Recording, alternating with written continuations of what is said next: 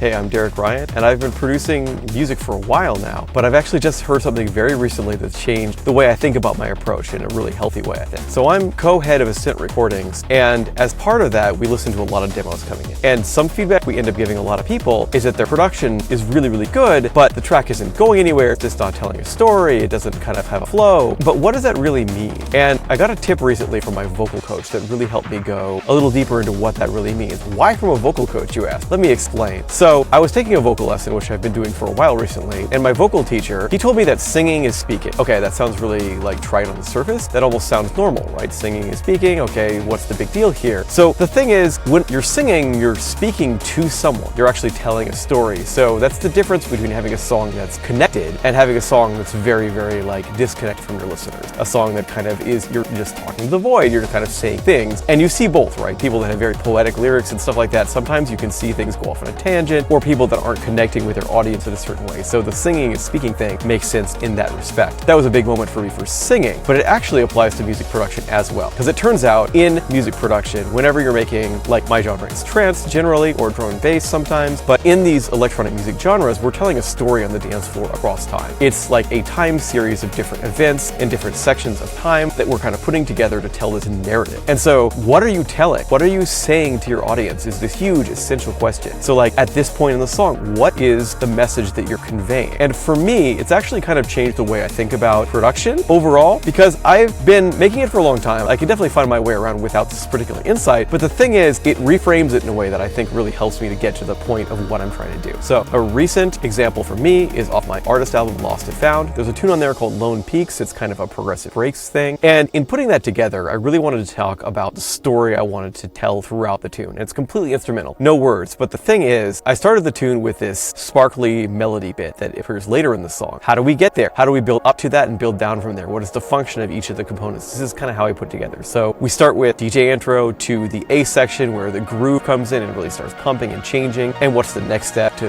weave the elements in so that they all are racing towards something, and you want to hear those elements later. And the thing is, I was kind of constructing it a little bit like a hero's journey, where it's like you start off with a challenge that you eventually keep going uphill and racing toward, and then you overcome, and then you come back down, but it's all about keeping that same sort of thematic nature in mind. And so in this way, I was kind of talking to my audience, the people on the dance floor, the people listening at home, in the same way that as singers, we also tend to talk to the people that we're singing to. And so how can you use this in your own productions? How can you make a statement with this? Like, obviously you have to have a good melody and stuff like that, but if you have that, how do you get there? One of the most common problems that we see is that there's a breakdown because, of course, you have a breakdown, then it goes into some random pad thing that has nothing to do with the track. And that's almost de rigueur for trance, but think about why. A breakdown has the function, basically, of taking things down and building them up again. So the key is that you're building them up again. What is the purpose of this movement of the track? So what is that story throughout that you're telling? So there's the overall journey there, and then also at each individual section. In the A section, what is the focus? What are you saying? Okay, sure, we can put together a 16th note bass line, but like, what else is there, right? Like, what is the thing that this is